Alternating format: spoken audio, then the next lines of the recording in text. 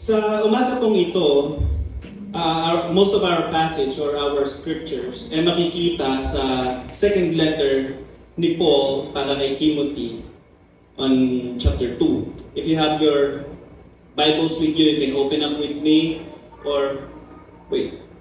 This is actually a library.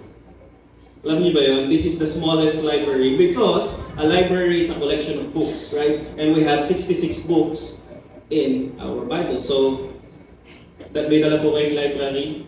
Kailan po ang may kaya magdala ng library sa inyong and dati, pag may mensahe ang Panginoon, unang panahon, sinusulat niya sa tablet, right? Sinulat niya sa stone, nung binigay ng Panginoon yung 10 utos, sinulat sa tablet. Then, later on, isinulat sa scrolls, which is papel or leaf. Tapos ngayon, bumalik na naman tayo sa tablet. Ano ba nangyayari? So, ayun, ang message this morning is merely a suggestion. I'm gonna give you 3 things to be, 3 things to focus, and 3 attitudes towards those first 2. Alright? Malinaw po ba? Malinaw niyo? Siguro, it's not too late. This is point number 1. If you're a note taker, take note of this. It's not too late for us to be a good soldier. Let me read on 2 Timothy 2 verses 3 to 4. Join me in suffering like a good soldier of Jesus. No one serving as soldier gets entangled in civilian affairs, but rather tries to please his commanding officer. So, I'm encouraging everyone to be a good soldier. How? By not getting entangled with civilian affairs. But this is your focus. Focus number 1 for you to be a good soldier is the master's approval. Ang isang soldier po ba worried sa utos ng civilian or ang susundin niyang utos yung commanding officer niya? Commanding officer, right? Tama? Tama? Yeah. If you're a soldier, you don't worry about what a civilian says, but susunod ka sa utos ng commanding officer mo to get his approval. And sabi sa 2 Timothy 2:15, do your best to present yourself as God, as one approved, as a worker who does not need to be ashamed and who correctly handles the word of truth. So if you are a soldier and you want to please your commanding officer or you want his approval, we need to know his commands. Right? Starting today. Sana we could be a good soldier who pleases the Lord or focuses in His commands. And what should be our attitude towards it? We must be different. A good soldier should focus on the master's approval, and his attitude should be, he should be different. Different. How? 2 Timothy 2:23 to 24, it says, do not have anything to do with foolish and stupid arguments, because you know they produce quarrels. And the Lord's servant must not quarrel. Instead, he must be kind to everyone, able to teach, and not resentful. So, let me cite some differences between a civilian and a good soldier. Hindi, pag sinabi ko pong civilian, hindi ko tinutukoy na lahat ng civilian na ganito ka. So, just some differences. Not everyone's like this. So, if you're a civilian, not all, some civilians are people pleaser. Right? Gusto ko, maganda yung sasabihin nila tungkol sa akin, ma-impress dapat yung mga nasa paligid ko. But a good soldier, again, is seeking the commander's approval. Number 2, pwede kayo magdagdag dito Some civilians are argumentative. They gossip. But a good soldier is a peacekeeper and a peacemaker. Right? Ang soldier, it protects peace. It keeps our community safe and peaceful. A civilian, though not all, wears anything that is comfortable. But a good soldier wears a uniform. And us, being a good soldier, should wear the armor of God, found on Ephesians 6:10-18. That's a message for another time. Okay? Good soldier, our focus should be the master's approval or our commanding officer's approval, which is God. An attitude, we must be different.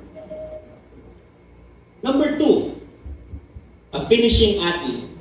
A finishing athlete.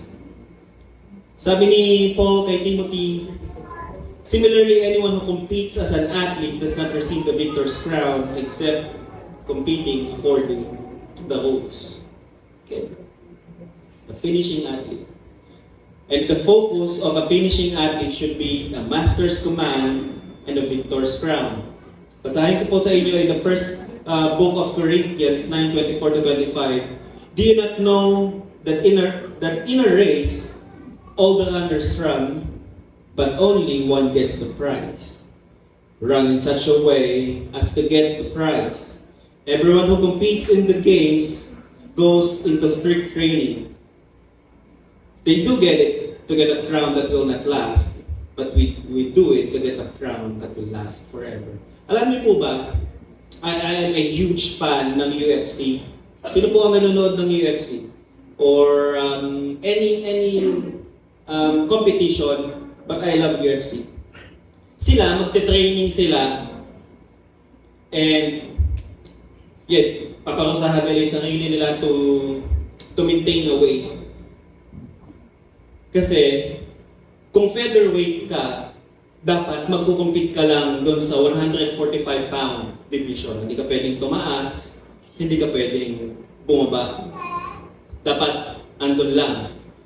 Hindi mo makukuha yung championship. Halimbawa, pag day before the fight itself, may weigh-in yun.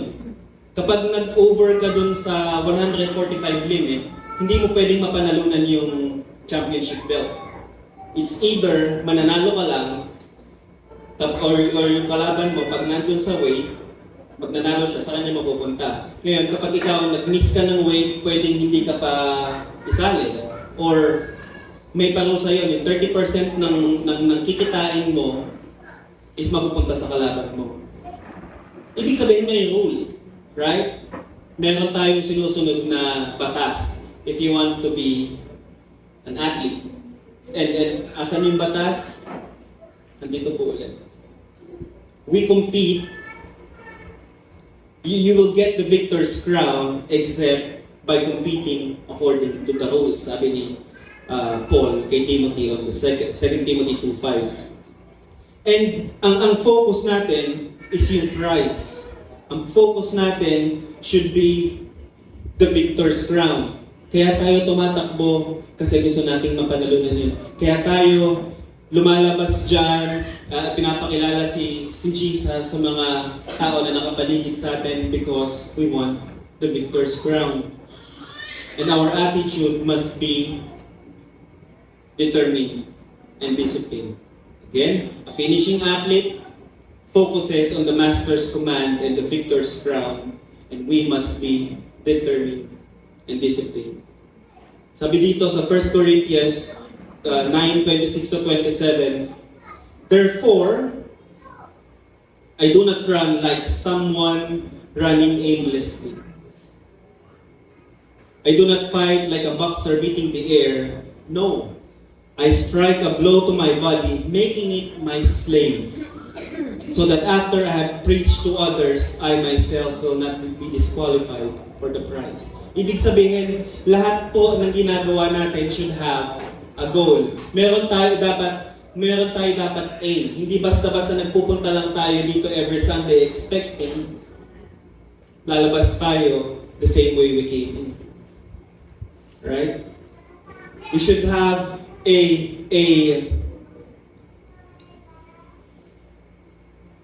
focus. Meron tayo dapat dahilan kung bakit tayo nagpunta dito. If you're here just to be, kasi tradition ka na to, over 50 years na magpunta ng church or over 5 years na magpunta ng church every Sunday.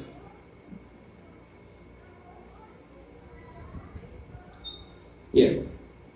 So, let us be determined. Kailangan may dahilan lahat ng ginagawa natin. Right?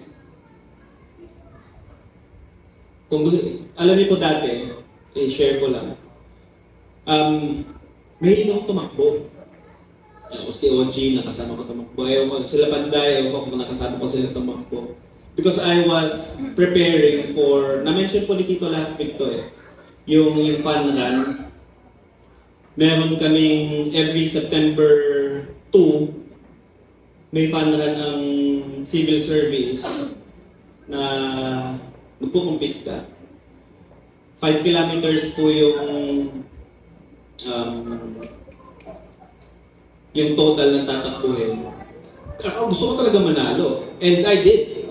But, ang tinatakbo ko po nun is 10 kilometers para ma-ready ko yung sarili ko for that 5 kilometers. Alam niyo po yun, hindi ka magte-train ng kung athlete ka talaga, hindi ka magte-train for a 3-minute fight, for a 5-round fight, but you will train yourself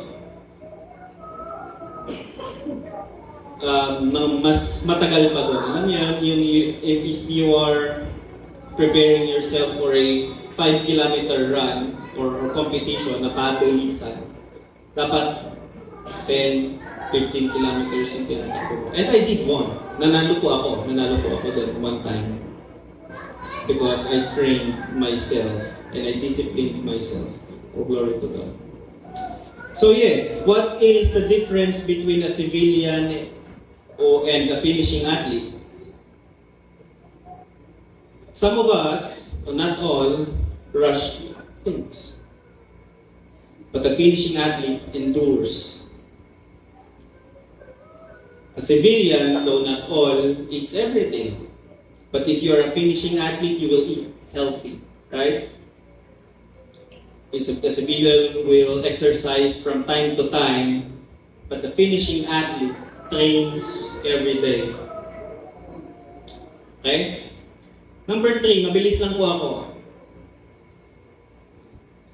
3 things to be, number 3 thing to be is a faithful farmer. Faithful farmer. Madami po dito familiar on how to be a farmer. Ako po, hindi ako farmer. Sabi ni Paul kay Timothy sa second letter niya, the hard-working farmer should be the first one to receive the share of crops. Ano ang focus ng isang farmer? A master's promise of fruitfulness. Di ba yun naman talaga inaay ng mga magsasaka na maging fruitful, maging bounty yung harvest. Right? Proverbs 28:19 says, those who work in their land will have abundant food. but those who chase fantasies have no sense. So, if you are a farmer, if you want to be a faithful farmer, let's focus on the Master's promise of fruitfulness. Sinabi niya, kung magsipag ka sa land mo, you will receive a bountiful crop, abundant food, and our attitude must be diligent. Kailangan diligent tayo. Sabi sa Colossians 3:23, whatever you do, work at it with all your heart, as working for the Lord, not for human masters.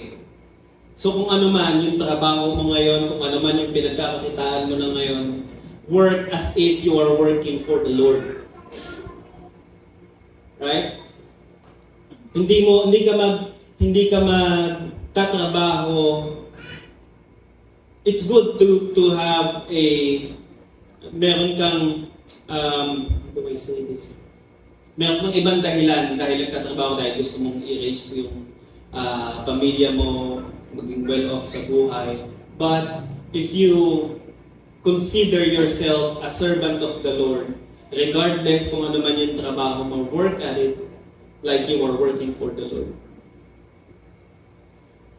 So, if you want, I encourage everyone to be a faithful farmer who focuses on the Master's promise of fruitfulness, and we should be diligent. Kailangan masipag po talaga tayo.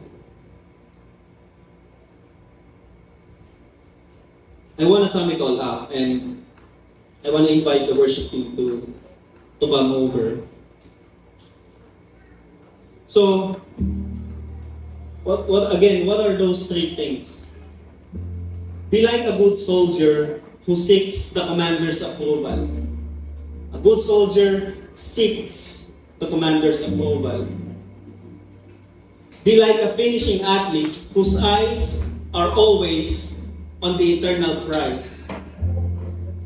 Be like a faithful farmer who doesn't get tired on planting good deeds. Again, to summarize, in a nutshell, sabi ni Paul sa 1 Corinthians 11:1, 1 Corinthians 11:1, follow my example as I follow the example of Christ. Do not be like a Christian, but be Christ-like. Right? Huwag na nating, tama na yung magmukha tayong Kristiyano. Tama na yung mga panahon na we look like Christians. You know what I mean? But be like Christ. Be Christ-like.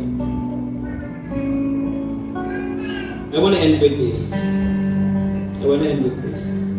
Sabi ni Wes Huff, if you know him, there are 4 Gospels, right? Do you believe? Meron tayong Matthew, Mark, Luke, John, first 4 Bibles in the New Testament. But did you know that there's a 5th Gospel? There is a 5th Gospel. Ano yun? Saan mahanap yun dito sa Bible? Tingnan may katabi mo. Right? You are the 5th Gospel. You are the 5th Gospel. There may be people in your life that don't know and haven't read the first 4, but I know they are reading you. Binabasa ka nila. Binabasa ka ng mga katrabaho mo. Binabasa ka ng mga kaibigan mo. And let that be a profound encouragement for them to read the first 4. How you live your life. How we make an impact in our community, in our surroundings. Siguro kung maganda yung ginagawa natin, they would be encouraged. Ba't ganun mabuhay si Ian? Ba't ganun mabuhay si Mon? Jimmy? Siguro nabasa niyo yung Matthew, Mark, Luke, John. Can we aim for that? Can we be Christ-like? and not just like Christians.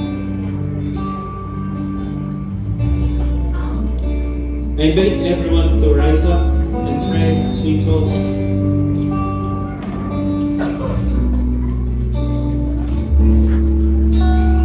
Father, maraming salamat, Panginoon, because this is not just a lesson for them, but also for me, Panginoon. Panginoon, maraming salamat dahil nung piniprepare ko itong message na ito, Father, I was struck, Panginoon.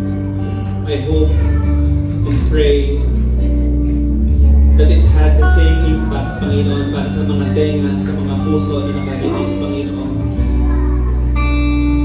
Father, sana simula sa panahon na ito, simula sa araw na ito, Panginoon, we do things differently, Panginoon. Sana maging kagaya kami ng isang good soldier na nagfo-focus lang, Panginoon, sa mga sinasabi mo, hindi sa sinasabi ng ibang tao, Panginoon.